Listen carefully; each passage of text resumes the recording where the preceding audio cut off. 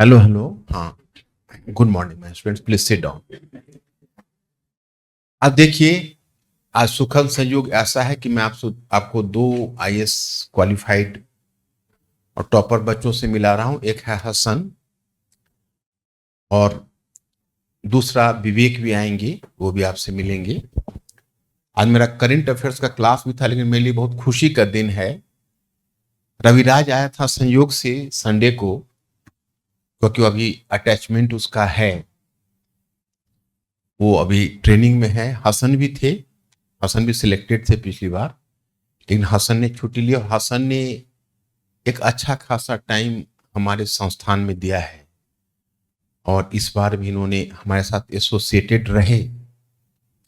इसके एसोसिएटेड रहने से, हसन के एसोसिएटेड रहने से हसन हमारे प्रोग्राम को बड़ी बारीकी से समझ भी, जैसे मैं ये तो मेरा स्टूडेंट ही रहा है, लेकिन जब इसको कुछ काम करने का हमारे साथ मौका मिला तब हमारे चीजों को बेहतर ढंग से समझ पाया, तो ये आपके साथ बेहतर ढंग से कम्युनिकेट कर पाएगा। और जब रविराज आएगा तो उससे भी मिलवाएंगे जिस दिन उसकी छुट्टी होगी। और भी है, वैष्णवी है, बहुत सारे बच्चे हैं इंस्टीट्यूट से क्वालिफाइड हुए हैं, मेरे आरोहण प्रोग्राम से भी क्वालिफाइड हुए हैं।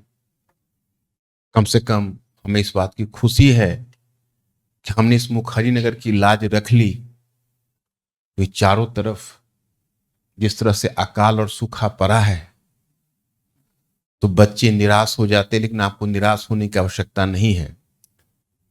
हसन से मैं बताऊं कि कुछ बच्चे ऐसे होते हैं जिसको मैं नोटिस करता हूं, जिसकी राइटिंग को मैंने बहुत पहले ही नोटिस किया था, ड्यू से था, हिस्ट्री से था और मैच्योर राइटिंग थी।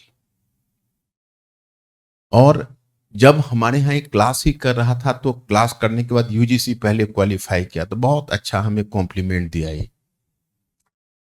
फिर उसके बाद पिछली बार क्वालिफाई किया, इस बार क्वालिफाई किया। तो इस बार हसन अभी तो 95th रैंक पर है, लेकिन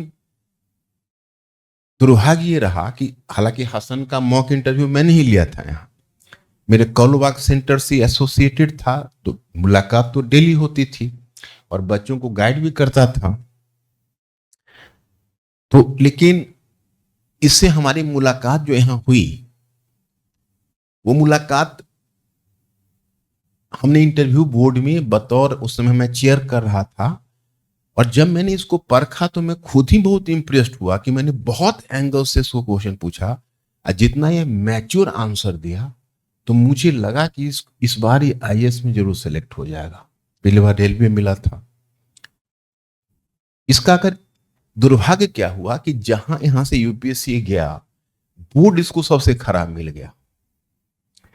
अगर बोर्ड अच्छा मिला होता तो इंटरव्यू में कुछ मार्क्स इसके और भी 20-25 मार्क्स और अगर बढ़ गए होते तो अभी हसन विद इन 50 होता, हो सकता था 30th रैंक पर होता, हो सकता था कि अभी पूरा मार्क्स तो अलग अलग नहीं आया, लेकिन 826 मार्क्स मेंस में है।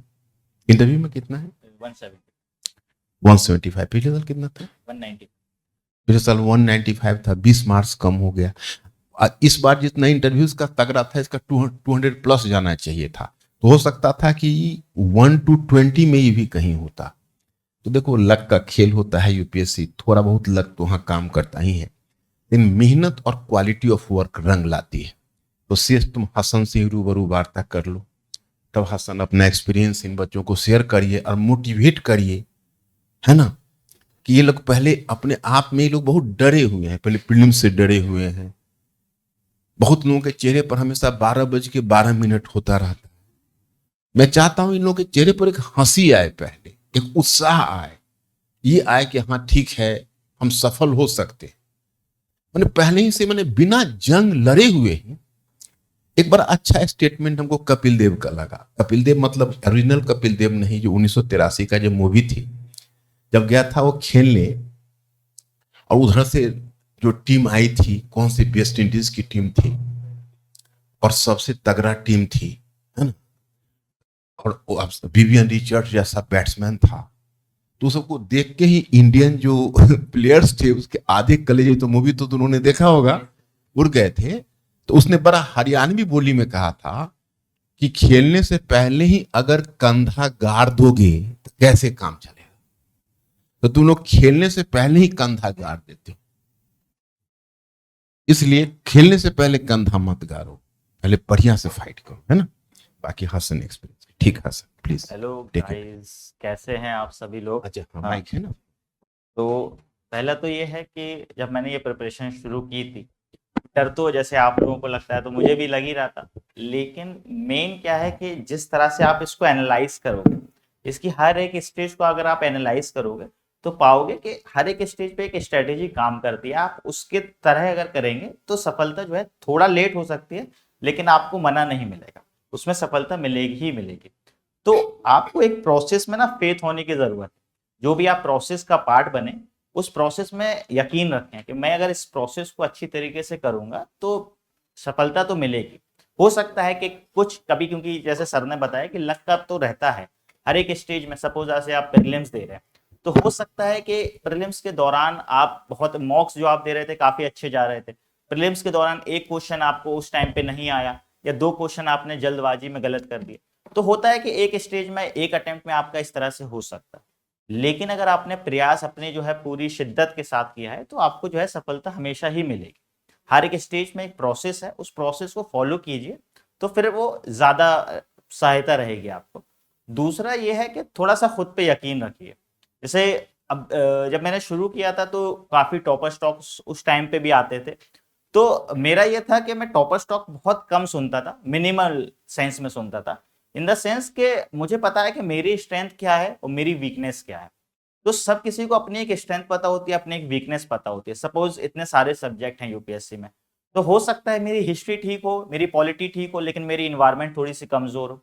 तो मैंने अपनी वो स्ट्रेंथ और वीकनेस को आइडेंटिफाई पहले से ही करना शुरू कर दिया था। जब मैं ग्रेजुएशन में था अपना, तभी मैंने उन चीजों को आइडेंटिफाई कर लिया कि किस किस एरिया में। जब आप टॉपर स्टॉक सुनते हो तो आप देखते हो कि टॉपर स्टॉक आपको एक एक वे ऑफ स्ट्रेटेजी बता देते हैं कि ये करना है, ये और ये मैं नहीं, जितने भी यहाँ पे टॉपर्स आएंगे वो सभी आपको एक प्रोसेस बताएंगे। और मोर और लेस सबकी प्रोसेस का पार्ट सेम ही होता है। आपको बताएंगे कि करंट अफेयर्स को किस तरह से करना है, मेंस को किस तरह से करना है, प्रीलिम्स को किस तरह से करना है। लेकिन जब वो बता रहे हैं, उसके बाद आपके ऊपर है कि अब आपको उसको फॉलो करना है। तो कंसिस्टेंसी यूपीएससी में सबसे ज्यादा इंपॉर्टेंट रहेगी। अगर आप कंसिस्टेंट नहीं है तो फिर कोई रिजल्ट नहीं आए। उसका रीजन ये है कि कोई भी आके सर आपको बता सकते हैं, मैं आपको बता सकता हूं, लेकिन आप उसको कंसिस्टेंटली फॉलो नहीं कर रहे हैं। आप किसी दिन जो है वो 15 घंटे भी पढ़ ले रहे हो, 2 दिन 15 घंटे पढ़ रहे हो, लेकिन उसके बाद जो है आप 4 घंटे पढ़ रहे हो पूरे 20 दिन, तो उसका कोई रिजल्ट नहीं होगा। इससे अच्छा है आप 15 घंटे मत पढ़िए, आप जो है 8 घंटे पढ़िए, 10 घंटे पढ़िए, लेकिन डेली पढ़िए। तो जब आप 6 महीने 8 घंटे लगातार पढ़ेंगे ना, उसका रिजल्ट ज्यादा होगा। तो ये एक प्रोसेस का पार्ट हमेशा बना के रखिए कि कंसिस्टेंसी बहुत जरूरी है इस एग्जाम में। और जहां तक वो एक स्ट्रेटेजी की बात है जो मेरे लिए कारगर सिद्ध हुई है, मैं जितना बताऊंगा उसमें हो सकता है कि आपकी हर एक चीज आप उसको नहीं अडॉप्ट कर सकते हैं। जो आपके लिए यूजफुल लगे आप उसको अडॉप्ट कर लीजिए। जो आपको लगता है कि दूसरे जो आ रहे हैं और उनके अकॉर्डिंग आपका अलाइन कर रहा है, तो उसमें से कुछ पार्ट ले लीजिए। तो मेरा भी यही था कि मैं कुछ भाग अपने तरफ से लाता था, कुछ दूसरे टॉपर्स की तरफ से लाता था, कुछ जो है सर के गाइडेंस जो है वो उसका हमेशा पार्ट रहता था। तो उसका ओवरऑल रिजल्ट होता है कि आप इस मुकाम तक पहुंच पाते हैं। तो मैं कुछ अपना स्ट्रेटेजी लिख के तो लाया हूं, तो मैं उसके साथ आपके साथ डिस्कस कर लेता हूं कि किस तरह से जो मेरी स्ट्रेटेजी रही है। पहला तो कुछ 2-3 बड़े पॉइंट है। पहला तो यह है कि आपको जो है प्रीलिम्स, मेंस और इंटरव्यू को सेग्रीगेट बहुत ज्यादा नहीं कर देना कि ये तो प्रीलिम्स का पार्ट है, इसको तो मैं प्रीलिम्स के दौरान पढ़ूंगा या पढ़ूंगी, ये मेरा मेंस का पार्ट है और ये मेरा इंटरव्यू का पार्ट तो तब आएगा जब मैं मेंस क्वालिफाई करूंगा। इंटरव्यू एक प्रोसेस है जिसमें आप जब अपनी तैयारी शुरू कर चुके हो, वो आपको हमेशा थोड़ा सा उस पर्सपेक्टिव से देखने की जरूरत है। Interview is all about the perspective overtake exchange only. तो पर्सपेक्टिव आपका क्या पर्सपेक्टिव है, बोर्ड के पैनल मेंबर्स का एक पर्सपेक्टिव होता है, आपका वो एक्सचेंज चलता है। तो इसलिए प्रीलिम्स, मेंस और इंटरव्यू को अलग करके मत देखिए। इसलिए मैंने स्ट्रेटेजी फॉलो की थी वो इंटीग्रेटेड अप्रोच वाली फॉलो थी। उसमें यह था कि मैं किसी को डिवाइड करके नहीं देखता था। मेरा रहता था कि जो पढ़ रहा हूं उसको इस तरह से पढ़ूं, अगर उसका क्वेश्चन प्रीलिम्स में आता है तो मैं प्रीलिम्स में मार्क कर सकूं, अगर उससे रिलेटेड मेंस में आएगा तो मैं मेंस में लिखूंगा, इंटरव्यू में क्वेश्चन पूछेंगे तो इंटरव्यू में मैं आंसर कर सकूंगा। तो इसलिए बहुत ज्यादा सेग्रीगेट करने की जरूरत नहीं है प्रीलिम्स, मेंस और इंटरव्यू को। दूसरा ये है कि जो है आपका जितना भी यूपीएससी के क्वेश्चंस होते हैं वो बहुत हाई क्वालिटी के क्वेश्चंस होते हैं, और जब हाई क्वालिटी क्वेश्चन है तो किसी एक सब्जेक्ट से रिलेटेड नहीं होते हैं, दे आर मल्टी डायमेंशनल, बहुआयामी होते हैं वो। तो जब आप कोई आंसर लिख रहे होंगे तो उसमें आपको जरूरत होगी कि डिफरेंट आयाम जितने भी हैं, हिस्ट्री का आयाम, पॉलिटी का आयाम, इकोनॉमिक्स का आयाम, अपने आंसर में वो दिखना चाहिए। आपका जितना भी आंसर होता है ना उसमें अगर आपके मल्टी डायमेंशनल है तो इवन इवेल्युएटर्स सोचता है कि मार्क्स इसके कहाँ काटना है। तो हमेशा जब अपने आंसर्स लिखें, स्पेशली मेंस के जो आंसर्स लिखें, उसमें ट्राई करें जब अपने आर्गुमेंट्स दे रहे हैं तो उसमें मल्टी डायमेंशनल रहें, कोई एक आर्गुमेंट को ही ज्यादा एक्सटेंड नहीं करना है, रादर राइट मल्टीपल आर्गुमेंट्स और उसमें विद एग्जांपल्स। जैसे इस साल का क्वेश्चन था 2025 में हड़प्पा आर्किटेक्चर के फीचर्स के ऊपर पहला ही क्वेश्चन या दूसरा क्वेश्चन था। अब उसमें जो है आपको यहाँ पे प्री और मेंस दोनों की जरूरत हो गई है। मेंस तो है कि आर्गुमेंट्स आपको लिखना है, मेंस में आपको जो है टाउन प्लानिंग है, सैनिटेशन का उनका जो फीचर्स थे वो सारा लिखना है, लेकिन यहाँ पे आपको एग्जाम्पल प्रीलिम्स की नॉलेज के बेस पे देना होंगे। एग्जाम्पल दोगे आप, लोथल का एग्जाम्पल दोगे, कालीबंगन का एग्जाम्पल दोगे, मोहनजोदाड़ो का एग्जाम्पल दोगे, तो यहाँ पे आपकी प्रीलिम्स की नॉलेज यूज हो रही है। तो यहाँ पे मैं अगर सेग्रीगेट क्या होता है कि मेंस में तो मेंस में लिखना होता है, प्रीलिम्स की फैक्चुअल नॉलेज की कोई जरूरत नहीं है, तो यहां तो मैं अपने आर्गुमेंट को सब्सटेंशिएट नहीं कर पा रहा हूं। तो जब आप पढ़ रहे थे तो उस चीज का ध्यान दीजिए कि जो प्रीलिम्स की नॉलेज है उसको मैं मेंस में किस तरह से यूज करूंगा। उसी तरह से जब आपकी मेंस की अंडरस्टैंडिंग बहुत अच्छी होती है, आप चीजों को लिंक करके पढ़े होते हो, चीजों को वर्ल्ड हिस्ट्री से जोड़े होते हो, चीजों को पॉलिटी से जोड़े होते हो, तो आपको इवन प्रीलिम्स के क्वेश्चन हल करने में बहुत आसानी होती है। जैसे एक क्वेश्चन था 2024 के प्रीलिम्स में, टीएफआर के ऊपर क्वेश्चन था, टोटल फर्टिलिटी रेट क्या होता है, बेसिक क्वेश्चन है। अब ये प्रीलिम्स के दौरान आप नहीं पढ़ेंगे, लेकिन जब आप सोसाइटी पढ़ रहे होते हैं तो डेमोग्राफी के टाइम पे आप ये चीजों को पढ़ाया जाता है। तो ये आपकी इंटीग्रेटेड अप्रोच का रिजल्ट हुआ।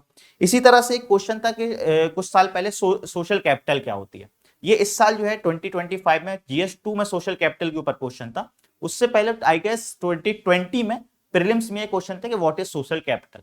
तो आप देख रहे हो कि किस तरह से मेंस और प्रीलिम्स बहुत ज्यादा इंटीग्रेटेड है। तो आप कभी वो अलग मत करिए, ज्यादा ट्राई कीजिए कि कितना आप लिंक कर सकते हैं। फिर सबसे एक बड़ी मेरी जो मुझे लगता है कि मेरे लिए बहुत कारगर सिद्ध हुई है वो है मेरा करंट अफेयर्स में बहुत इंटरेस्ट था। तो मैं हमेशा जो इंटीग्रेट करता था अपने करंट अफेयर्स को एक डेली रूटीन में, कि मेरा जो सुबह से उठने का टाइम है उसमें मेरा इंटरेस्ट ये है कि आज वर्ल्ड में, इंडिया में, अपने रीजन में क्या हो रहा है, सबसे पहले मैं वो देखूंगा। तो न्यूज़पेपर आपका एक वो रहना चाहिए कि न्यूज़पेपर तो डेली ही करना है, न्यूज़पेपर का कोई अल्टरनेट नहीं होता है। तो न्यूज़पेपर में करने से एक ये फायदा होता है कि जो भी न्यूज में चल रहा है, अगर आपको करंट अफेयर्स मैगजीन वगैरह में पढ़ेंगे उसको डिटेल में पढ़ेंगे, लेकिन जो आप डेली पढ़ रहे होते हैं तो आपको दिखता है कि किस तरह से सिचुएशन इवॉल्व हो रही है। सपोज वेस्ट एशियन पॉलिटिक्स जिस तरह से इवॉल्व हो रही है, तो ये आप न्यूज़पेपर में पढ़ रहे हैं तो आपका इंटरेस्ट आता जाता है। तो इसलिए वजह से जो मेरा ये रूटीन का पार्ट था, और जब रूटीन का पार्ट होता है एक क्यूरियोसिटी होती है आपको कि करंट अफेयर्स को बर्डन नहीं लेना। जैसे आज के टाइम पे जो लोग करने लगे हैं कि बर्डन की तरह लेते हैं करंट अफेयर्स, क्या है कि करंट अफेयर्स यार अलग से प्रीलिम्स के लिए करना है, अलग से मेंस के लिए करना है, लेकिन वो क्यूरियोसिटी नहीं है। तो जब आप करंट अफेयर्स में क्यूरियोसिटी लेते हैं ना तो बहुत इंटरेस्ट आता है और वो फिर बर्डन नहीं लगता है। और जब वो वर्डन नहीं होता है तो फिर आप उसमें से डिफरेंट चीजें निकालते हैं कि अच्छा इसमें से मैं निकालता जाता हूं और उसको फिर मैं मेंस में अपना इंटीग्रेट कर लूंगा। तो मेरा जो मेंस में सबसे ज्यादा एक जो इंप्रूवमेंट इस बार हुआ है उसका एक रीजन ये था कि मैं करंट अफेयर्स में इस बार मैं हर एक आंसर में शो करता था कि मुझे करंट अफेयर्स की नॉलेज है, और वो आपके इंट्रो में दिखेगी, वो आपके कंक्लूडिंग रिमार्क्स में दिखेगी, वो आपके जब आर्गुमेंट्स दे रहे हो तब आपके करंट अफेयर्स की नॉलेज दिखेगी। तो इसलिए मैं करंट अफेयर्स को बहुत इंटरेस्ट की तरह देखता था। तो ये मेरी डेली रूटीन का पार्ट एक था। मिनट में क्रॉस करूंगा जस्ट, यस क्योंकि मैं इन लोगों को और भी क्लैरिटी चाहता हूं, क्योंकि इन लोगों का तो मैं बहुत नब्ज को बहुत अच्छा आसानी से पकड़ता हूं। जैसे एक नॉर्मल जो अवधारणा है कि 1 मंथ के बाद मैगजीन में, मेरा अपना परसेप्शन है, तुम अपना परसेप्शन बताना, कि 1 महीने के बाद एक बार अगर चीजें आ जाती है तो उससे लोग जुड़ नहीं पाता है। जो तुमने कहा, मैं भी इसी चीज का फेवर हमेशा किया है कि हर दिन जो हो रहा है, दिन दुनिया पर नजर रखिए, वीक के बेसिस पर क्या प्रोग्रेस हो रहा है उसको देखिए। और कई बार मुझे लगता है कि संपादकीय में जितना स्टैंडर्ड आर्टिकल डाल देते हैं, कोई मैगजीन लिखने वाले जो कोचिंग के मैगजीन वाले हैं उनमें उतने कैपेबल नहीं है कि वो मैगजीन को लिख सके। तो क्या ऐसा नहीं है कि लोग अगर करंट को साथ लेकर चले तो ज्यादा फायदा हो? हाँ सर, मतलब मेरा भी वही था कि मैं डेली चाहे अपना थोड़ा स्टैटिक पोर्शन कम पढ़ूंगा लेकिन मैं करंट को बहुत पढ़ता। तो डेली मेरा रूटीन का पार्ट है न्यूज़पेपर। प्लस अब क्या है, न्यूज़पेपर में आपको इन डेप्थ तो नहीं मिलेगा, पर्सपेक्टिव मिलता है। लेकिन आप जो है डेली डेली चीजों को सुन रहे हैं तो आपको लास्ट मिनट पे याद करने में प्रॉब्लम नहीं आएगी, क्योंकि आप डेली सुन रहे हो उस चीज को।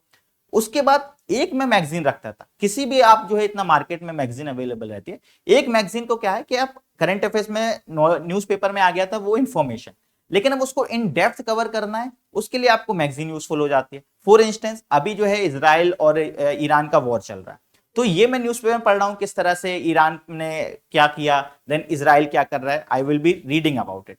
अब लेकिन मैगजीन मुझे इसमें यहां हेल्प करेगी कि अब मैं उसका 1979 में जो ईरान रेवोल्यूशन हुई थी मैं मुझे उस वहां तक लेके जाएगी, उससे पहले वो जो शाह पहलवी का वहां पे रूल था मुझे उसके बारे में बताएगी। अब यह मुझे इंटरेस्ट भी आ रहा है कि मैं वर्ल्ड हिस्ट्री के बारे में ही पढ़ ले रहा हूँ, इंटरनेशनल रिलेशंस के बारे में पढ़ ले रहा हूँ और डीप में पढ़ ले रहा हूँ। तो एक मैगजीन रखते हैं करंट अफेयर्स के लिए और डेली न्यूज़पेपर्स को करते हैं। तो इससे क्या होता है कि लास्ट मिनट में मैं उस चीज पे रिलाई नहीं करता था कि एनुअल प्रीलिम्स आ रहा है तो उससे पहले जो है कंसोलिडेटेड एक साल का उठाया और एक महीने में पढ़ लिया। आपको लगेगा कि आपने पढ़ लिया, लेकिन वो रियल में आपने पढ़ा नहीं है, आप केवल उससे गो थ्रू की हो। और करंट अफेयर्स वो जीने की तरह है एक तरह से, जितना आप उसको महसूस करोगे उतना ज्यादा बेहतर है। आप मेंस में उसको इंटीग्रेट करोगे, प्रीलिम्स में आपको वो बर्डन नहीं लगेगा। तो इसलिए करंट अफेयर्स को बहुत अच्छे से रखना है, हमेशा अपना पार्ट बनाइए और ट्राई कीजिए कि उससे जो भी निकल रहा है अगर उसमें आप ऐड कर सकते हैं प्रीलिम्स की नॉलेज में वो कीजिए। मेंस में जहां जहां आपको लगता है कि मैं उसको इंटीग्रेट करूंगा अपने एग्जाम्पल्स के तौर पे, अपने डेटा के तौर पे, उसको हमेशा लिखते रहिए, अपने नोट्स बनाइए, छोटे नोट्स बनाइए, ज्यादा न्यूज़पेपर या करंट अफेयर्स मैगजीन से नोट्स मत बनाइए, अपने काम के बनाइए, लेकिन उसको समझ के लेवल पे हमेशा यूटिलाइज कीजिए। फिर आता है कि मेंस के लिए क्या क्या करना होता है बेसिकली। तो मेंस के क्या है कि अपने identify micro themes. Micro themes हर एक सब्जेक्ट के जीएस में जितने भी आपके सब्जेक्ट्स हैं हर एक टॉपिक दिया है यूपीएससी ने, इसलिए उसको एक्सप्लेन भी किया है। तो अपने हर एक टॉपिक को उठाइए, माइक्रो थीम को उठाइए और प्लस पीवाईक्यू को उठाइए।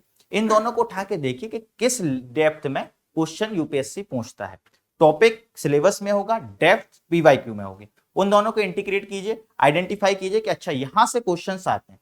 तो जितने भी आपके यूपीएससी के सिलेबस में जीएस के आपके माइक्रो थीम्स हैं सब पे अपने बेसिक नोट्स बना लीजिए कि बेसिक जो डिटेल हो स्टैटिक पोर्शन की, आपकी क्लास नोट्स हो, क्लास नोट्स को यूटिलाइज कीजिए, आपका जो स्टैटिक बुक्स हैं उसको यूटिलाइज करके अपने छोटे छोटे नोट्स बना लीजिए स्टैटिक पोर्शन के हर एक माइक्रो थीम पे। उसके बाद क्या कीजिए, फिर जो आप करंट अफेयर्स पढ़ रहे थे हर दिन उसमें थोड़ा सा ऐड करते जाइए। पॉलिटी में कुछ चल रहा है, गवर्नेंस से रिलेटेड कुछ अभी रिसेंट जजमेंट सुप्रीम कोर्ट का आया था, ऑनरेबल सुप्रीम कोर्ट ने जो जजमेंट दिया आप उसमें ऐड कर देंगे। तो गवर्नर के टॉपिक आपने ऑलरेडी तैयार कर लिया था, लेकिन अब उसमें आपने ऑनरेबल सुप्रीम कोर्ट का रिसेंट जजमेंट ऐड कर दिया। तो करंट अफेयर्स की नॉलेज आप यहाँ पे धीरे धीरे इसमें इंटीग्रेट करते रहेंगे। तो इससे क्या आपके जब नोट्स आपके तैयार होंगे तो जब आप प्री और मेंस के बीच में आप जिस तरह से टाइम कम होता जा रहा है, क्रंच होता जा रहा है, उसके लिए जरूरी है कि आपका मेंस जो है पहले से तैयार हो चुका हो। स्पेशली जो बेसिक नोट्स आपको बनाने की जरूरत थी वो पहले से तैयार रखे हो आपने, और स्टैंडर्ड बुक्स का यूज कीजिए। और प्लस अब जिस तरह से एआई आ रही है तो एआई से अपनी, अगर आप किसी गाइडेंस वगैरह पे नहीं निर्भर कर पा रहे हैं तो, क्योंकि गाइडेंस आपको ट्राई तो होना चाहिए कि मेंटर अगर आपके पास अवेलेबल है तो मेंटर आपको हमेशा ही हेल्प करेगा, लेकिन हमारे पास एआई भी है तो एआई को भी इंटीग्रेट कर लीजिए। किस तरह से आपको लग रहा है कि ये क्वेश्चन मेरी लिमिट से जो है थोड़ा सा क्रॉस हो रहा है तो मैं टाइप करके अच्छा उसको प्रॉम्प्ट दीजिए और उससे आंसर लीजिए। लेकिन सबसे बड़ी बात है यहाँ पे आपको जो है कॉग्निटिव वो नहीं कर देना है कि एक्सचेंज कर दिया, सब एआई पे निर्भर है, निर्भर एआई पे कभी नहीं होना है। एआई को यूटिलाइज कीजिए अपने लिए, माइंड लेकिन हमेशा यूज करना है। तो रीजन, मेंटल थिंकिंग हमेशा यूटिलाइज करना है। एआई से जो आया उसमें से जो आर्गुमेंट लग रहा है कि हाँ ये 4 आर्गुमेंट एआई ने दिया, लेकिन 2 आर्गुमेंट मुझे अच्छे लग रहे हैं, 2 मुझे ज्यादा अच्छे नहीं लग रहे। जो 2 अच्छे लग रहे हैं वो छोटे से आर्गुमेंट निकाल के रखिए। ये नहीं कि एआई को कॉपी पेस्ट करके अपने नोट्स में डाल लिया और बस मैं जो है मेरे तो नोट्स सारे तैयार है। नोट्स तैयार करने का मतलब है नोट्स को समझना। आप इतना ज्यादा सिलेबस है, नोट्स को रट्टा लगा के तो आप आंसर नहीं देने वाले हैं। तो आप जितना समझे होंगे चीजों को, फॉर इंस्टेंस पॉलिटी का क्वेश्चन है, ऑर्गेनाइजेशन के ऊपर क्वेश्चन आता है कि नेशनल कमीशन फॉर वीमेन के लिए क्या चैलेंजेस हैं, इसको आप समझ लीजिए कि किसी ऑर्गेनाइजेशन को काम करने के लिए क्या क्या जरूरी होती है। एडमिनिस्ट्रेटिव पावर की जरूरत होती है, उसके पास उसकी जो पावर है वो क्लियरली डिफाइन होनी चाहिए, उसके पास एक्शन लेने की पावर होनी चाहिए, उसकी फाइनेंशियल पावर होनी चाहिए। ये 4-5 पॉइंट्स हैं। अब ये आप नोट्स में लिखें, मैं नोट्स में लिखूं तो भी है, नहीं है तो मैंने समझ लिया है। तो इस तरह से आपको जब अपने नोट्स बनाना है तो समझ के नोट्स बनाना है, वो केवल कॉपी पेस्ट नहीं कि जो बुक में लिखा था वही आपने नोट्स में लिख लिया। तो ये कॉपी पेस्ट तो नहीं करना है, समझ के लेवल पे करना है। फिर अब वैल्यू एडिशन की पार्ट आती है। ये आ गया आपके बेसिक नोट्स, आपने हर एक सब्जेक्ट के तैयार कर लिए। अब आता है कि आपको हर एक पेपर में वैल्यू एडिशन के लेवल पे क्या करना है। तो वैल्यू एडिशन के लिए हर एक पेपर का एक अपना यूनिकनेस होती है। सपोज जीएस 1 है, उसमें है 3 सब्जेक्ट हैं, हिस्ट्री है, सोसाइटी है और ज्योग्राफी है। तो जब मैं हिस्ट्री लिखूंगा तो हिस्ट्री में मेरे हर एक आंसर में फैक्ट्स होंगे, क्योंकि फैक्ट्स होना जरूरी है एज अ एग्जाम्पल। तो आपका आर्गुमेंट होगा जर्नलिस्टिक, लेकिन आर्गुमेंट के साथ में एग्जाम्पल होगा फैक्चुअल, या इवेंट का मेंशन करूंगा मैं जब अपना इंट्रो दे रहा हूं, डेट्स का मेंशन करूंगा, किसी पर्सनैलिटी का मेंशन करूंगा, वो हमेशा मेंशन करूंगा तो शो कि मेरे पास हिस्ट्री की नॉलेज है, क्योंकि अगर वो क्वेश्चन हिस्ट्री का है तो मैं हिस्ट्री की नॉलेज दिखाऊंगा। तो जैसे इस बार एग्जाम्पल था खजुराहो के टेम्पल्स के ऊपर, तो जब आप खजुराहो के टेम्पल्स का क्वेश्चन था कि शायद वो लाइफ की वाइब्रेंसी के बारे में दिखाता है। अब खजुराहो का जो आर्किटेक्चर में मैं आर्गुमेंट्स लिखूंगा कि जी जो है वाइब्रेंसी को दिखा रहा है, किस लेवल पे लोगों की जो है इवन डांसिंग जो पोस्चर है वो उसमें दिखा रहा है, इवन जो वहां पे कमर्शियल लाइफ है उसके बारे में दिखा रहा है, मर्चेंट्स को रिप्रेजेंट करता है। ये सारे मेरे आर्गुमेंट हैं, लेकिन ये आर्गुमेंट हिस्ट्री के हैं ये मुझे कैसे पता चलेगा? तो मैं एग्जाम्पल के तौर पर लिखूंगा जिस तरह से कंदारिया महादेव टेम्पल में ये हमें दिखता है, दूसरे आर्गुमेंट में लिखूंगा जिस तरह से लक्ष्मण टेम्पल में हमें दिखता है। अब ये हिस्ट्री का आंसर हो गया, क्योंकि आपने इसमें हिस्ट्री ऐड कर दी। तो ये फैक्ट्स, ये इवेंट्स, ये हिस्टोरिकल पर्सनैलिटी, ये डेट्स, ये आपको लिखना है as a example to substantiate your point.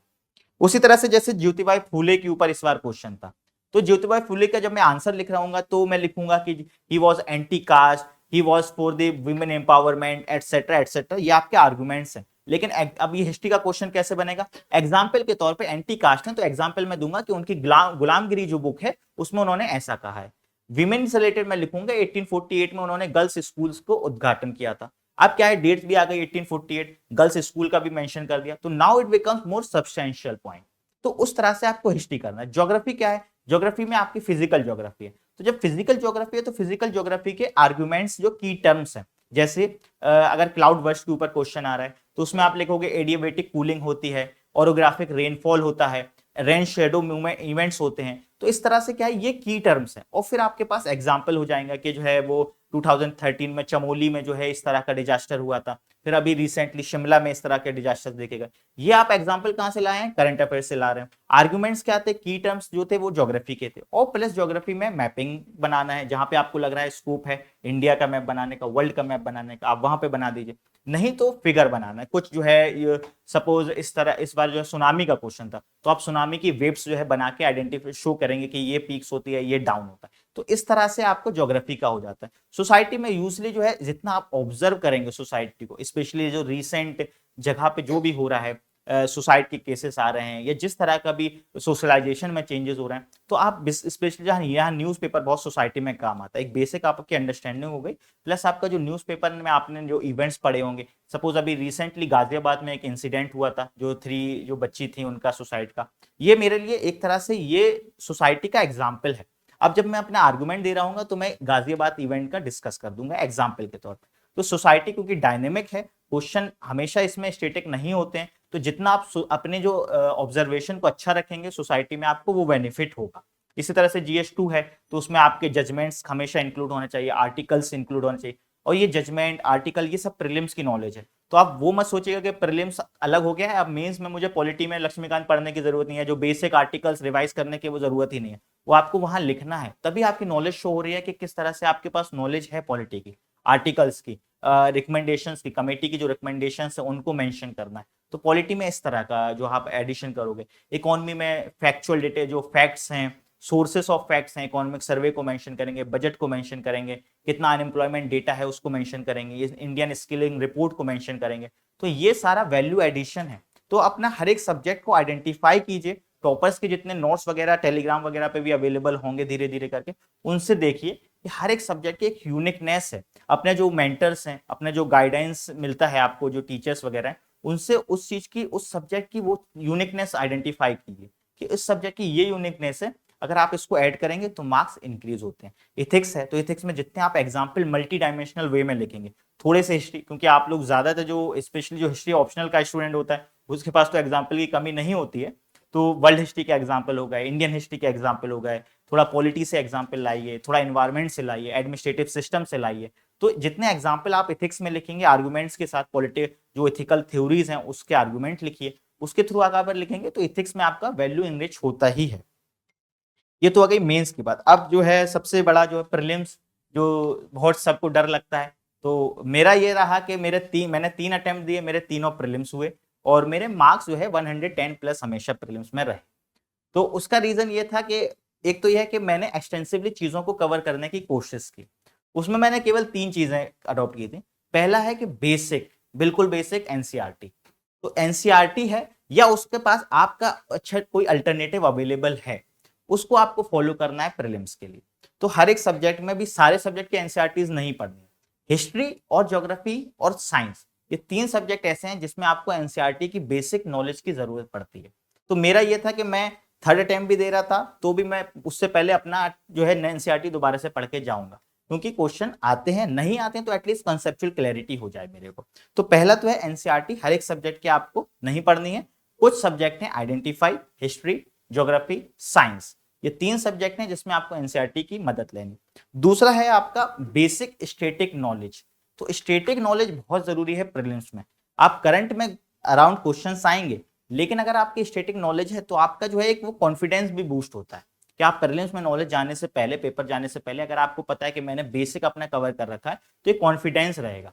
तो जब आपका प्रीलिम्स आने वाला हो उससे एटलीस्ट ट्वाइस और थ्राइस उससे पहले ही अपने जो बेसिक स्टैटिक बुक्स हैं, अपना स्टैटिक नोट्स हैं, क्लास नोट्स अगर आपके पास अवेलेबल है, वरना जो स्टैटिक बुक्स आपने जो पढ़ी हैं उसको मल्टीपल टाइम रिवाइज कीजिए। अपनी पॉलिटी को रिवाइज कीजिए, हिस्ट्री को रिवाइज कीजिए, और आपका जो है इकोनॉमी है, इन्वायरमेंट है, सबके स्टैटिक नॉलेज को रिवाइज कीजिए। और तीसरा है फिर अपना करंट अफेयर्स।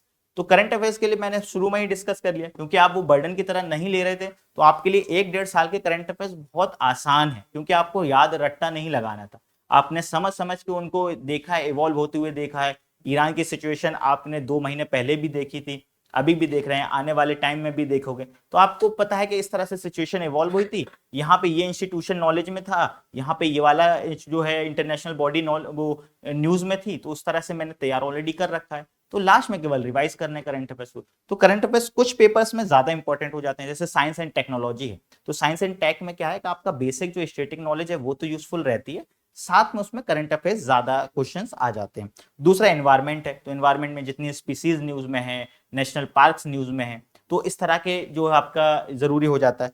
फिर तीसरा, आजकल जो यूपीएससी जो है डिफेंस रिलेटेड क्वेश्चंस पूछ रहे हैं।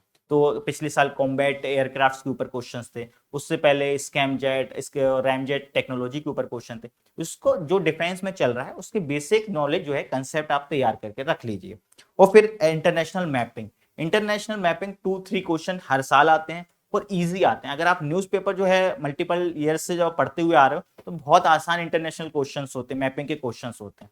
तो 2-3 क्वेश्चंस हैं जो आपके लिए बोनस पॉइंट की तरह काम करेंगे, तो आप वो बर्डन की तरह नहीं लगेगा, तो बहुत आसानी होती है। वो बेसिकली प्रीलिम्स और मेंस के बीच का जो अंतर हो जाता है ज्यादातर लोगों का, वो 2-3 क्वेश्चंस का ही डिफरेंस आता है। और अगर इस तरह के आपको थोड़े थोड़े बोनस पॉइंट मिल जाएंगे, डिफेंस के कुछ क्वेश्चन सही होगा, इंटरनेशनल मैपिंग के कुछ क्वेश्चन सही होगा, तो इंटरनेशनल बॉडीज से रिलेटेड कुछ क्वेश्चन सही होगा, तो यही आपको जो है क्रॉस करा देंगे, आपको मेंस लिखने का मौका मिल जाएगा। तो करंट अफेयर्स के लिए कुछ एरियाज हैं जहां पे आपको ज्यादा फोकस करने की जरूरत है, और ज्यादातर फोकस आपका स्टैटिक पोर्शन पे रहना चाहिए प्रीलिम्स के लिए। दूसरा जो है आपका सबसे बड़ी चीज है कि सीसेट को लाइटली मत लीजिए। सीसेट बहुत डिसाइडिंग फैक्टर होता है। स्पेशली मेरे बहुत फ्रेंड हैं जिनके 110 भी आते हैं, 120 तक जीएस में आ रहे हैं, बट सीसेट क्रॉस नहीं हो रहा है तो कोई फायदा नहीं है। आपका कितनी भी जीएस की नॉलेज होगी लेकिन सीसेट नहीं है तो फिर क्या फायदा। तो सीसेट को बिल्कुल लाइटली मत लीजिए। मेरा ये था कि मेरा जो प्रिपरेशन की स्ट्रेटेजी रही है उसमें यह है कि मुझे जिस सब्जेक्ट में डर लगता है कि मेरा ये एरिया कमजोर सा हो सकता है, मैं उसको, लोग जो है वो 2 महीने देंगे, मैं उसको 6 महीने दूंगा, बस ये मेरी स्ट्रेटेजी रही है। तो टाइम के लेवल पे मैं जो ज्यादा काम मुझे जिस सब्जेक्ट पे करना है, आप अपना आइडेंटिफाई कर लीजिए। सपोज आपको लगता है कि सीसेट मेरा कमजोर है, तो यूजली क्या करेंगे स्टूडेंट, जिसका अच्छा है वो मार्च में शुरू कर सकते हैं, फरवरी में शुरू करें, आप दिसंबर में कर दीजिए या अक्टूबर में कर दीजिए। डेली 1 घंटे पढ़ लीजिए, डेली 1 घंटे पढ़िए, उसके पीवाईक्यू प्रैक्टिस कीजिए, उसका जो बेसिक एरिया जो है रीजनिंग, रेशियो, प्रपोर्शन, परसेंटेज, इन चीजों को अपना अच्छा कर लीजिए।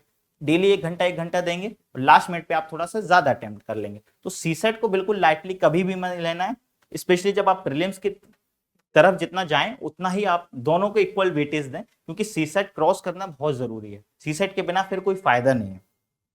फिर है प्रीलिम्स में मॉक्स कितने देना है। तो प्रीलिम्स में मॉक्स देना है लेकिन ज्यादा नहीं दे देना है। इतना ज्यादा ना हो जाए कि मैं केवल स्टैटिक तो पढ़ता नहीं हूँ लेकिन मॉक्स में हर किसी भी जगह का मुझे मॉक्स मिल रहा है, मुझे जो है गार्डन में मॉक मिल गया, किसी ने दे दिया, मैं वो लगाने बैठ गया कि क्या पता कॉलेज क्वेश्चन यहाँ से ना आ जाए। क्वेश्चन यहाँ से आएगा वहां से आएगा नहीं पता, लेकिन स्टैटिक पोर्शन से जरूर आएगा।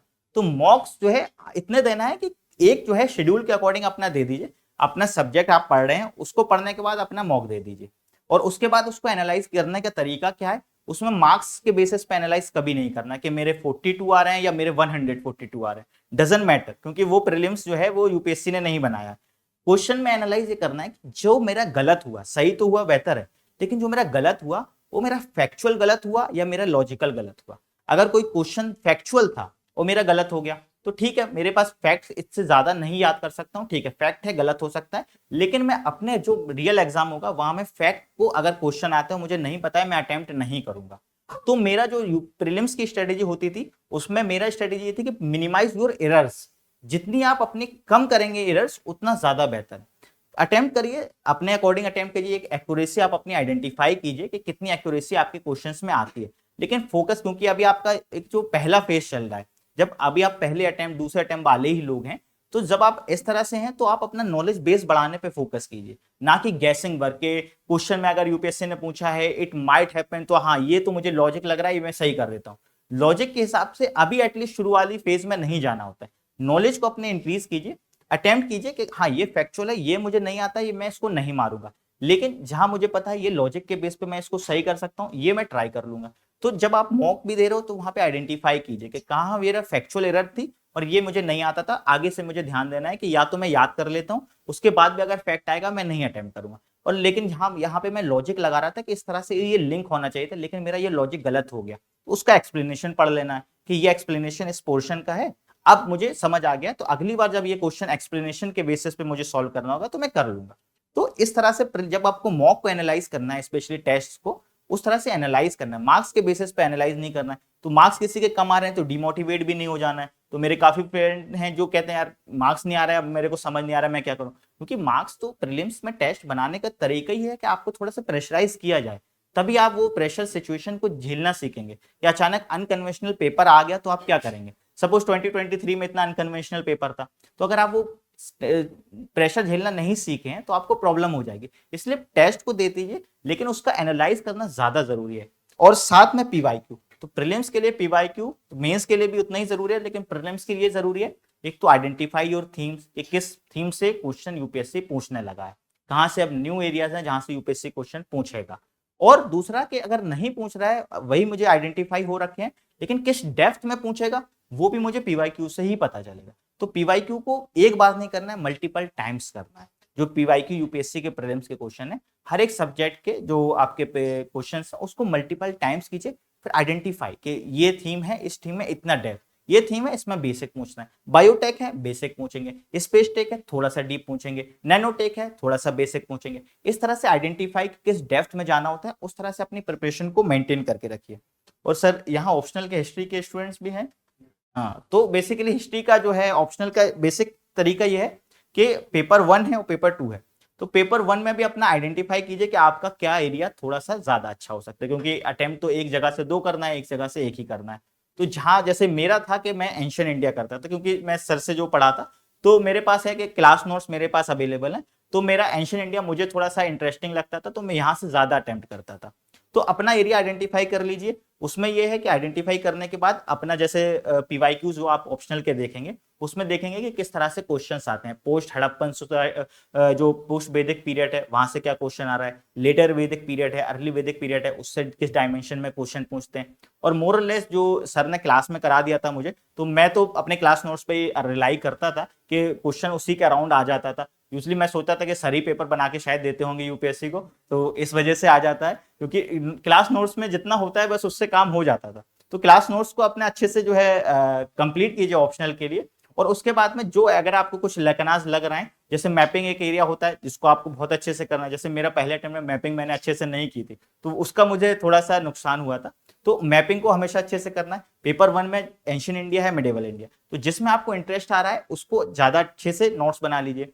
मिडिवल में ज्यादातर क्या होता है, कल्चर से रिलेटेड ज्यादा क्वेश्चन होते हैं, आर्ट से ज्यादा क्वेश्चन होते हैं, आर्किटेक्चर से। तो कभी मुगल आर्किटेक्चर एक साल होता है, एक साल संस्कृत लिटरेचर होता है, एक साल पर्शियन लिटरेचर होता है, एक साल पेंटिंग होती है। तो इस तरह से आप आइडेंटिफाई कर लीजिए। मिडिवल में जो ज्यादातर क्वेश्चन या तो पॉलिटी से रिलेटेड क्वेश्चन होंगे या फिर कल्चर से रिलेटेड क्वेश्चन होंगे, इकोनॉमी से भी होंगे, लेकिन वो आइडेंटिफाई जब आप क्लास नोट्स करे होंगे तो आपको पता है कि इसमें से पता है कि क्या करना है। और एंशियंट में जो है वो ओवर आर्किंग टॉपिक होते हैं कि भाई पोस्ट जो है हर्ष पीरियड है उसमें सोसाइटी किस तरह से इवॉल्व हो रही थी। क्वेश्चन इतना ही आएगा, बस आपको जो भी पता है उससे रिलेटेड लिख देना है कि ये आर्गुमेंट्स हैं, इस तरह से सोसाइटी इवॉल्व हो रही थी। फ्यूडलिज्म के ऊपर क्वेश्चन आता है, आपका जो कलहण की जो राज तरंगिणी है उसके ऊपर क्वेश्चन आएगा। तो ये बेसिक एरियाज हैं जिसको आप अपने नोट्स बना के मल्टीपल टाइम रिवाइज करते जाइए। और जो पेपर 2 है, तो पेपर 1 क्या है, थोड़ा सा फैक्चुअल है। जहां तक सर मुझे लगा कि पेपर 1 में आप जितनी थोड़ी सी फैक्चुअल नॉलेज देंगे उतना ज्यादा बेहतर रहेगा कि आप उन जो चेक कर रहे हैं उनको पता होना चाहिए कि आपको पता है, नॉलेज है फैक्ट्स की। जबकि पेपर 2 जो है वो एनालिटिकल पेपर है। वहां पे मॉडर्न इंडिया के जितने भी क्वेश्चन होते हैं वो आसान नहीं होते हैं, इन द सेंस ऑफ कि वो आप स्पेक्ट्रम से पढ़ के नहीं दे सकते हैं। तो आप यूएस की नॉलेज से ऑप्शनल जो पेपर 2 है उसको सॉल्व नहीं कर सकते, उसमें आपको एनालिसिस करने की जरूरत पड़ेगी। ये कमर्शलाइजेशन ऑफ एग्रीकल्चर हुआ है, जो कमर्शलाइजेशन हुआ है उसका फैक्टर क्या हुआ है और उसका नेगेटिव इंपैक्ट क्या रहा है, लेकिन उसका पॉजिटिव इंपैक्ट क्या रहा है। तो ये सारे एनालिटिकल क्वेश्चन है। तो यहाँ पे जब आप मॉडर्न इंडिया पढ़ें तो ज्यादा फैक्ट के पीछे मत भागे कि ये इवेंट हुआ, देन उसके बाद ये इवेंट हुआ, ये इवेंट हुआ। रादर कि क्या प्रोसेस का पार्ट था, ब्रिटिशर्स के आने से किन चीजों पे प्रभाव पड़ रहा है, किस लेवल तक प्रभाव पड़ रहा है, किस डेप्थ में, कहाँ पे हमने अपनी जो है ओरिजिनलिटी है उसको मेंटेन करके रखा है, नेशनलिज्म के लेवल पे क्या चेंजेस हुए हैं, क्या नेशनलिज्म किस तरह से इवॉल्व हुआ है। तो ये सारा एनालिटिकल क्वेश्चन है। तो मॉडर्न इंडिया में मेरा ये रहता था कि मैं अपने जितने भी आंसर्स मॉडर्न इंडिया के लिखता था, थोड़ा सा एनालिसिस देने की हमेशा कोशिश करता था। तो उसको हमेशा ट्राई कीजिए मॉडर्न इंडिया में अपनी एनालिसिस दिखाने की, और स्पेशली पेपर 2 में हिस्टोरियोग्राफी डालने की। हर एक क्वेश्चन में मैंने ट्राई हमेशा ये किया है कि मुझे जो मेरी, क्योंकि ग्रेजुएशन पोस्ट ग्रेजुएशन भी हिस्ट्री में थी, तो मेरे पास हिस्टोरियोग्राफी अच्छी थी। तो मैं हर क्वेश्चन में ट्राई करता था कि उस टॉपिक से रिलेटेड जिस हिस्टोरियन ने कुछ बोला है, अगर मुझे उससे रिलेटेड कुछ पता है तो मैं अपने आर्ग्यूमेंट्स में उसको लाने की कोशिश करूंगा। तो अपनी हिस्टोरियोग्राफी थोड़ी सी अच्छी करने की कोशिश कीजिए। इस बार तो क्योंकि मैं जब ऑप्शनल लिख रहा था तो मैंने सर टेस्ट सीरीज यहाँ की फॉलो कर रहा था, तो इसके मॉडल आंसर्स में भी ज्यादा केसेस वो हिस्टोरियोग्राफी मिल जाती थी।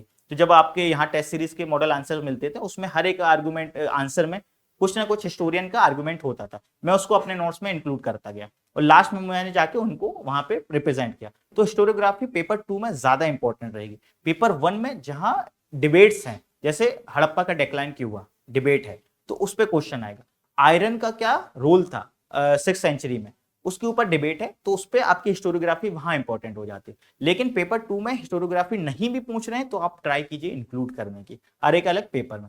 वर्ल्ड हिस्ट्री ज्यादातर जो है फ्लो के तौर पे चलती है कि किस तरह से रेनेसा हुआ, रिफॉर्मेशन हुआ, देन आपका नेशनलिज्म का इमर्जेंस हो रहा है, French revolution, Russian revolution, American revolution, एक प्रोसेस का पार्ट है।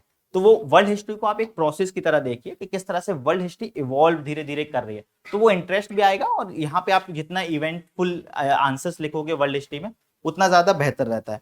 और लास्ट में जो है कि मैप को आपको बहुत लाइटली नहीं लेना है, प्रैक्टिस प्रॉपरली।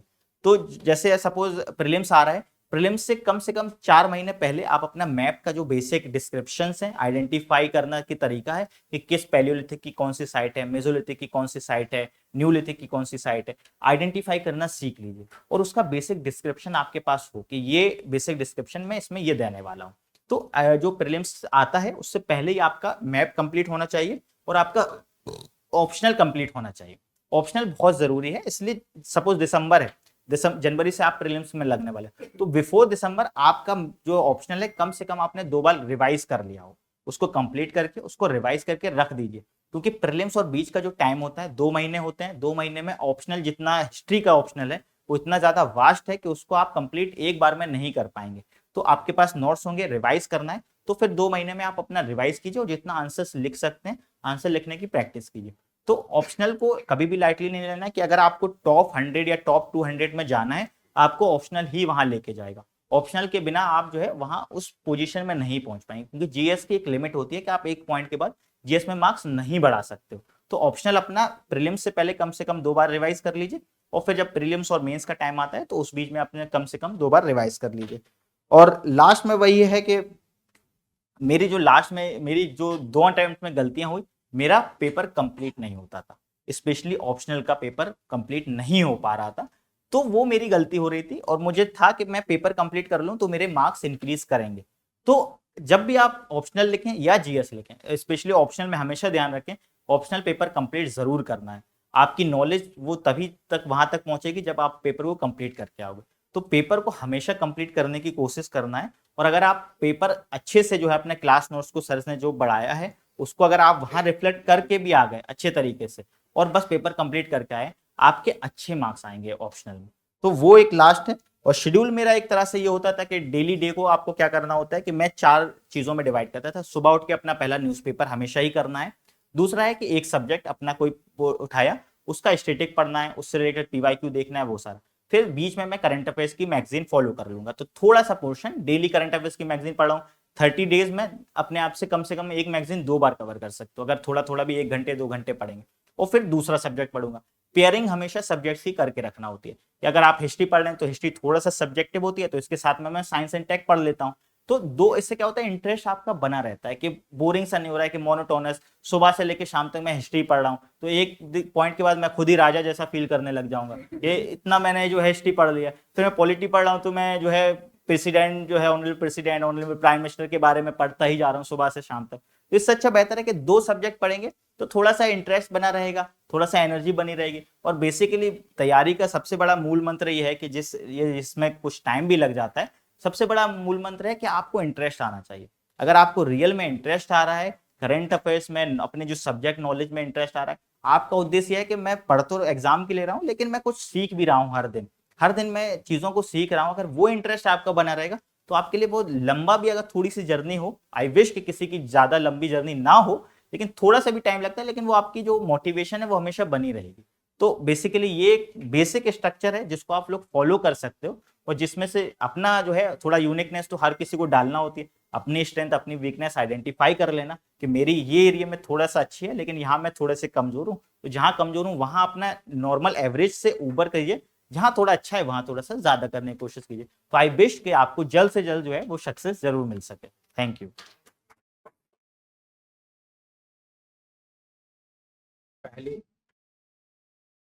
अब पहले हम हसन से कन्वर्सेशन करके आपको कुछ चीजें और क्लैरिफाई करेंगे। जैसे हसन ने भी एक बात कही, इसकी पिछली बार जैसे अभी 95th रैंक है, इसको विद इन 50 होना चाहिए था, क्वालिटी ऑफ स्टूडेंट था। जब पहली बार भी इसको जब सिलेक्शन हुआ था तो 60 मार्क्स का हिस्ट्री में क्वेश्चन छोड़ के आ गया। अब मैं आपको बताऊं कि हसन को अपनी मेमोरी में याद होगा, क्योंकि हसन हमारे बहुत हाई प्रोफाइल बच्चे में था। तो जो हाई प्रोफाइल बच्चा होता है तो लास्ट में हम एक प्रोग्राम देते हैं पीपी करके, है ना। तो पीपी मेरा जो प्रोग्राम होता है उसमें जितने भी बच्चे होते हैं उनको लेकर और अगले मेंस में हम उनको अपेयर कराते हैं। तो उसमें क्या है कि उसमें हम क्लास भी लेते हैं, कुछ मतलब हिस्टोग्राफिकली रिफ्रेश कर देते हैं और प्लस टेस्ट कंडक्ट करते हैं। तो जब टेस्ट कंडक्ट होता था तो मैं टेस्ट में हसन को गायब देखता था, मैं पूछता था हसन, तो पता चलता था कि हसन नहीं है। तो मैं फिर हसन से 1-2 बार बात की कि हसन, तो ये हमेशा वादा करता था अगले टेस्ट में मैं जरूर रहूंगा, लेकिन किसी भी टेस्ट में नहीं रहा ढंग के हिसाब से, समझ रहे हो कि नहीं। उसका खामियाजा उसको पिछले साल भुगतना पड़ा। अब इस बार हसन खुद डिसिप्लिन हो गया और इस बार सारा टेस्ट दिया है तो बहुत अच्छा लिख के आया है, मार्क्स भी अच्छे आए हैं। तो मैं उम्मीद करता हूं कि इस बार क्वेश्चन नहीं छूटा है। तो आप लोग जो आलस करते हो, तो हसन अपना यह एक्सपीरियंस भी आप लोगों के साथ शेयर करेगा कि आलस टेस्ट में नहीं करना चाहिए। हाँ सर, मतलब मेरा ये था कि पहले मैं सिलेबस कंप्लीट कर लूं उसके बाद टेस्ट दे दूंगा। तो होता ये था कि वो लास्ट मिनट तक पहुंचते पहुंचते अरे अब टेस्ट तो नहीं देता हूँ, ऐसा करता हूँ कि जो है वो आंसर ही पढ़ लेता हूँ, आंसर पढ़ के हो जाएगा। बट वो क्योंकि मेरी प्रैक्टिस नहीं है ना, तो मुझे आइडिया नहीं है टाइम मैनेज करने का कि किस क्वेश्चन को पहले करना है, किसको बाद में करना है, कितनी देर में किसको क्वेश्चन को देना है। तो अब मेरा जब पहला अटेम्प्ट था तो मैंने प्रैक्टिस एक भी नहीं की, तो मुझे 20-20 वाला क्वेश्चन करने में 25-25 मिनट लग रहे थे। तो अब वो तो फिर मुझे खामियाजा भुगतना पड़ेगा। तो मैं पहले अटेम्प्ट में 90 मार्क्स का छोड़ के आ गया क्योंकि टाइम खत्म हो गया। टाइम खत्म हो गई जब मैंने प्रैक्टिस ही नहीं की। तो प्रैक्टिस करना जो है टेस्ट की बहुत जरूरी हो जाती है, किस जीएस में भी और ऑप्शनल में भी। तो ये प्रैक्टिस वर्क जो है बहुत जरूरी होता है।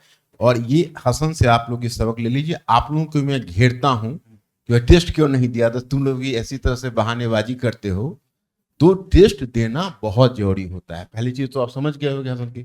दूसरी बात, मैं आप हसन से दूसरा क्वेश्चन करना चाहूंगा कि हसन ने बहुत अच्छे से सिस्टमेटिक आपको तैयारी के बारे में बता दिया, कैसे सॉफ्टवेयर डाला जाए वो तो हसन ने बता दिया। लेकिन मैं हसन से ही सवाल करूंगा कि ये लोग हार्डवेयर कहाँ से लाएं?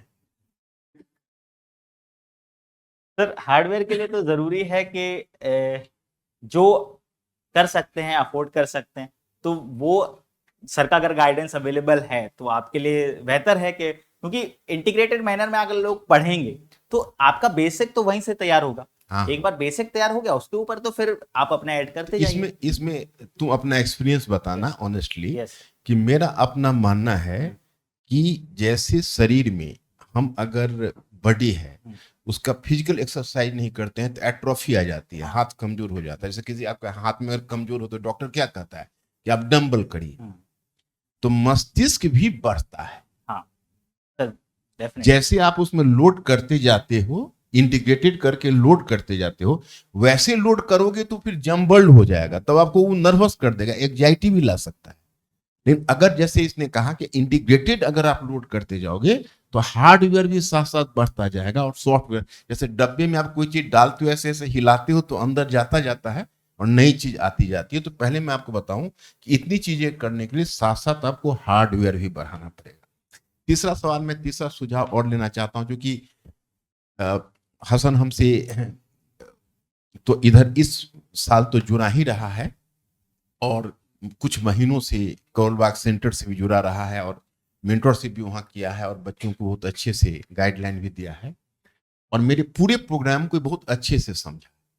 तो अभी इसने कहा कि एनसीईआरटी पढ़ना कंपलसरी है, मैं भी इस बात का पक्षधर हूं। लेकिन एक दिक्कत इन बच्चों में जो आ रही है वो ये है कि जैसे एनसीईआरटी क्लास 9th की एनसीईआरटी विश्व इतिहास का पढ़ेंगे, तो पहला चैप्टर अगर फ्रेंच रेवोल्यूशन है तो दूसरा चैप्टर रशियन रेवोल्यूशन पढ़े।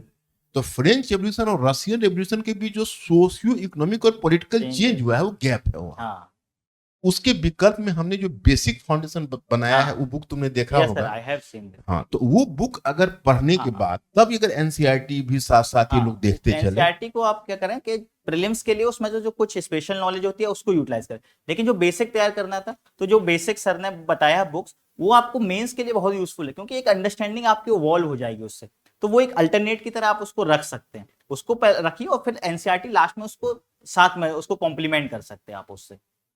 तो वो आपको बहुत काम। दूसरा तो आपको हसन ने बताया है कि आपको अंतर अनुशासनात्मक दृष्टिकोण तो डेवलप ही करना पड़ेगा, वो नहीं करोगे तो बहुत सारे क्वेश्चन का आंसर ही नहीं दे पाओगे। और करंट की क्या अहमियत है वो आप जानते ही हो। तो अगर आप लोग कहें तो मैं अब हसन को छुट्टी दिलवाऊं, क्योंकि इनका भी रमजान का महीना चल रहा है और अभी इस पर भी प्रेशर पड़ेगा। और रमजान के महीने में तो जानते हो कि बहुत आवश्यक है, क्योंकि इसी में जिन्ना ने गलती कर दी कि रमजान के महीने में इन्होंने डेट टाइम में वाय सराय को इनवाइट कर दिया था लंच पर।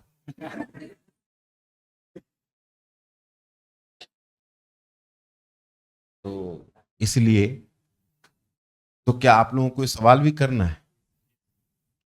हाँ, तो थोड़ा लिमिटेड रखना सवाल, ज्यादा मत रखना, ज्यादा परेशान।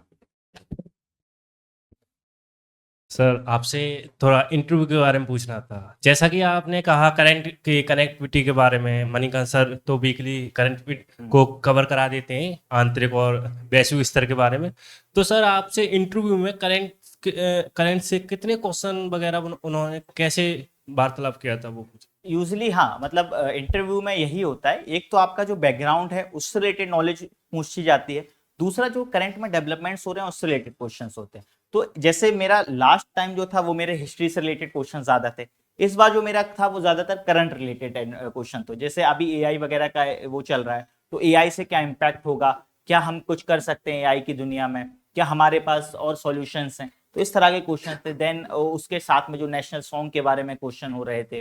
तो वो बेसिक जो करंट में नॉलेज उस टाइम पे जो होता है नॉलेज में, वही यूजली क्वेश्चन होते हैं। और आपकी अंडरस्टैंडिंग अगर वही है कि आप इंटीग्रेटेड मैनर में पढ़े थे, तो आप उस इंटरव्यू को बहुत आसानी से, मतलब वो एक बहुत इंजॉय मोमेंट होता है, इंजॉयबल मोमेंट होता है, तो उसको उस तरह से वो मजा भी आता है इंटरव्यू देने का।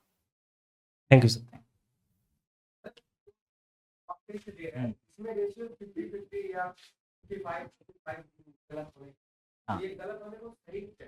तो इसमें बेसिकली ये आइडेंटिफाई करना होता है कि आपको जो गलत हो रहे हैं वो कौन से क्वेश्चन गलत हो रहे हैं। एक तो आपके स्ट्रेंथ एंड वीकनेस पे पॉइंट है, दूसरा ये है कि किस तरह का क्वेश्चन आपका गलत हो जाता है। अगर वो फैक्चुअल क्वेश्चन था और आपने वहां गैस वर्क किया है तो अननेसेसरी गैस वर्क क्यों करना है, तो वहां आप उसको रिड्यूस कीजिए। जहां लॉजिकल एक्सप्लेनेशन आ सकता था, सपोज साइंस एंड टेक का क्वेश्चन है, उसमें था कि रेडियो वेव्स के ऊपर कुछ क्वेश्चन आ रहा है, तो you can think about it कि रेडियो वेव्स का यहाँ पे यूटिलाइजेशन होता है तो यहाँ पर भी हो सकता है। तो जब आपकी यहाँ लॉजिक लगा रहे हो तो ये गलत होने के चांस हो भी सकते हैं, नहीं भी हो सकते हैं, तो यहाँ पे आप अपना गैस वर्क कीजिए। लेकिन क्वेश्चन आ जाता है, सपोज 2025 में शायद म्यूजिशियन के ऊपर क्वेश्चन था, वो लाहौर के जो थे शायद वो, तो अब मुझे नहीं पता है, अब मैं गैस वर्क करूं कि ग्वालियर भी उसमें मेंशन है, हाँ ग्वालियर तो घराना है पूरा, तो यहाँ के होंगे, तो ये तो प्योर गैस वर्क ही हो गया। तो जब आपने एनालाइज कर रहे हो तो आइडेंटिफाई कीजिए कि मैं किस क्वेश्चंस में ज्यादा एनालाइज करने के बजाय फैक्ट होता है मैं गैस कर देता हूं, तो वो अगर आप करेंगे तो वो रिड्यूस होता जाएगा धीरे धीरे। हाँ। हाँ, तो दो में वही ध्यान देना है कि आप जो कर रहे हो वो 50-50 ना होने चाहिए, जबकि 60-40 70-30 इस तरह से हो, तब मैं उसकी तरफ जाऊंगा। एक ये भी होता है कि हर एक स्टूडेंट की अपनी एक स्ट्रेंथ होती है, तो कुछ होते हैं कि जो थोड़ा सा ज्यादा रिस्क लेते हैं, मैं थोड़ा सा रिस्क अवर्स पर्सन था तो मैं यूजली रिस्क नहीं लेता था, तो जब तक मुझे थोड़ी ज्यादा सर्टिनिटी नहीं होगी सही जाने की तब तक मैं उस क्वेश्चन को मार्क नहीं करूंगा। तो मेरे पास बफर है, इसलिए मैं यूजली 78 to 82 के आसपास क्वेश्चन प्रीलिम्स में अटेम्प्ट करता हूं, तो मेरे पास वैसे ही बफर है 18-20 क्वेश्चन छोड़ने का, तो मैं इस तरह के क्वेश्चन यूजली छोड़ देता जो मेरे को डाउट ज्यादा लग रहा है। Hello sir. यस। सिविल सेवा में सफलता इतनी अच्छी रैंक लाने के लिए आपको ढेर सारी शुभकामनाएं। सर मेरा क्वेश्चन ये है कि जो जो नोट्स मेकिंग है, खासकर जो प्रीलिम्स और मेंस का, दोनों को सेग्रीगेट करके करनी चाहिए या एक साथ में, और ये करनी भी चाहिए तो सर इसमें मेंशन क्या करना चाहिए? जो चीज़ मुझे याद है उसको मेंशन करूं या ना करूं? अगर जो चीज़ नहीं याद है सिर्फ उसको मेंशन करूं, क्योंकि ये बल्कि हो जा रहा है थोड़ा। ठीक है, जैसे मैंने पहले ही बताया कि आप बहुत ज्यादा तो सेग्रीगेट नहीं करेंगे क्योंकि प्रीलिम्स की नॉलेज वहां यूज हो नहीं है। पहली बात तो है कि प्रीलिम्स के ज्यादा नोट्स बनाना ही नहीं होते, प्रीलिम्स इतना ज्यादा वास्ट है, आप नॉलेज जब अगर आप बनाते रहेंगे तो कॉपी पेस्ट ही करते रहेंगे, बुक को अपने दूसरे नोट्स में लिखते जाएंगे, तो ज्यादा प्रीलिम्स के नोट्स मत बनाइए, मेंस के ही बनाना है, और मेंस में जो प्रीलिम्स की नॉलेज है उसको ऐड करते जाना। तो मेंस के नोट्स बनाइए प्रॉपर, उसमें प्रीलिम्स का कुछ नॉलेज अपना जो as a fact as a event जो आपको बताया कि सब्सटेंशिएट करने के लिए वो ऐड कीजिए। और जहां तक है कि जो याद है वो लिखना है कि नहीं, तो याद है तो अगर आप लगता है कि मैं हाँ रिकॉल में कर लेता हूँ बहुत आसानी से, तो लिखने की क्या जरूरत है, क्यों नोट्स को बल्कि बनाना। जो स्पेशली मेरा भी नोट्स मेकिंग का यही तरीका था, जो मुझे पता है कि मैं ये भूल सकता हूँ मैं उसको ज्यादा लिख लेता था, जो मुझे पता है कि मैं ये अपने आप रिकॉल कर लूंगा, पेपर में मैं पॉइंट्स जनरेट कर सकता हूँ, वो मैं यूजली नहीं लिखूंगा। तो इस तरह से नोट्स जो है छोटे रहते हैं। और दूसरा क्वेश्चन है प्रीलिम्स रिलेटेड। हाँ। जो खासकर जो हॉल में, एग्जामिनेशन हॉल में क्या होता है ना कि माइंड ब्लैंक करता है वहाँ पे। हाँ। क्योंकि मैंने पिछले बार दिया था एक अटेम्प्ट, हम्म। तो उसमें मुझे ऐसा लगा कि ब्लैंक हो गया सब चीज Okay. ऐसा। तो इसको कैसे टैकल करें? इसमें एक तरीका जो मैं यूजुअली फॉलो करता था, जैसे क्या है कि मेरे कुछ सब्जेक्ट होंगे जो मेरी स्ट्रेंथ होगी, जैसे मेरी हिस्ट्री है वो स्ट्रेंथ है प्री के लिए भी मेंस के लिए भी, और मेरी पॉलिटी स्ट्रेंथ है। तो अब शुरू मेरा क्वेश्चन एनवायरमेंट मेरा सा थोड़ा सा वीक है, तो जब मैं शुरू करूंगा मेरे 15 क्वेश्चन सारे एनवायरमेंट के आ गए, अब मैं थोड़ा सा ब्लैंक होना शुरू हो जाऊंगा क्योंकि मैं वैसे ही डरता हूँ एनवायरमेंट से और क्वेश्चन वहीं से आ गए हैं। तो मैं यूजुअली गो थ्रू कर रहा हूँ, उसमें से मार्क कर दे रहा हूँ, ये मैं बाद में अटेम्प्ट कर लूंगा, ये मैंने पढ़ा नहीं है तो इसमें मैंने 2 स्टार लगा दिए हैं, मुझे इसको देखना भी नहीं है। 15 क्वेश्चन हुए, 20 हुए, 25 हुए, मैं अभी अपने आप कामनेस को बनाए रखा हूँ, मैं वेट कर रहा हूँ मेरा एरिया आने का। जैसे ही हो सकता है कि 51 क्वेश्चन से हिस्ट्री शुरू हो जाएगी, अब मेरे पास कॉन्फिडेंस आएगा क्योंकि मैं हिस्ट्री के सीधे सीधे क्वेश्चन है मैं करेक्ट करता जा रहा हूँ। आपने लगातार 3-4 क्वेश्चन जब आपने अटेम्प्ट कर लिए, आपका एक कॉन्फिडेंस बूस्ट कर जाता है। जब आपका कॉन्फिडेंस बूस्ट कर गया है, अब आप दोबारा से जाइए एनवायरमेंट के क्वेश्चंस पे, अब देखिए अब आपको वो जो थोड़े से टफ लग रहे थे वो भी इजी लगने लगेंगे, तो फिर वहां पे आप ब्लैंक आउट नहीं होंगे। तो स्ट्रेंथ का अपना जो वेट कीजिए कि आपका एरिया आएगा। यूपीएससी में हमेशा सिंपल क्वेश्चन होंगे, इजी, मीडियम, डिफिकल्ट होंगे। डिफिकल्ट में ज्यादा टाइम मत कीजिए, लेकिन मीडियम में ज्यादा ट्राई कीजिए, लेकिन इजी का वेट कीजिए। तो जब आपका वो इजी वेट होगा ना, तो आपका मीडियम अपने आप जो है इंक्रीज हो जाएगा, तो फिर वो ब्लैंक आउट होने की सिचुएशन कभी नहीं आएगी।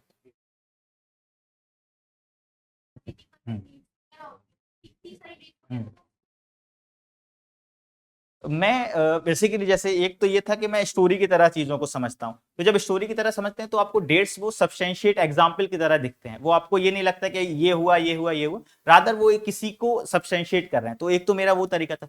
दूसरा मैं था कि रेफरेंस पॉइंट की तरह याद करता हूँ, जैसे 1885 में कांग्रेस बनी है, तो अगर कोई इवेंट है 1873 में, तो मैं इस तरह से याद करता, तो मेरे लिए रेफरेंस है 1885, तो मैं सोच लूंगा 12 साल पहले, 15 साल बाद, तो एक वो आपके लिए रेफरेंस तरह के जो फैक्चुअल डिटेल्स है ना, आप उसको उस तरह से याद कर सकते हो। तो ये है। बाकी जो हिस्ट्री है या पॉलिटी है, तो बेसिकली एक स्टोरी की तरह देखिए। और जितने भी ट्रीटीज वगैरह जैसे वर्ल्ड हिस्ट्री में पढ़ते हैं, तो ट्रीटीज कुछ अलग से थोड़ी याद करनी थोड़ी है कि वो तो एक प्रोसेस हो रही थी कि नेशनलिज्म हो रहा है, यूनिफिकेशन ऑफ इटली हो रहा है, उसमें हमें प्रोसेस का पार्ट है, उसको उस तरह से याद कर लीजिए। तो प्रोसेस का पार्ट रखेंगे तो याद करने में दिक्कत नहीं देखो आएगी। मैं थोड़ा सा इसको और क्लैरिफाई करूंगा। हसन ने बहुत अच्छे जवाब दिया।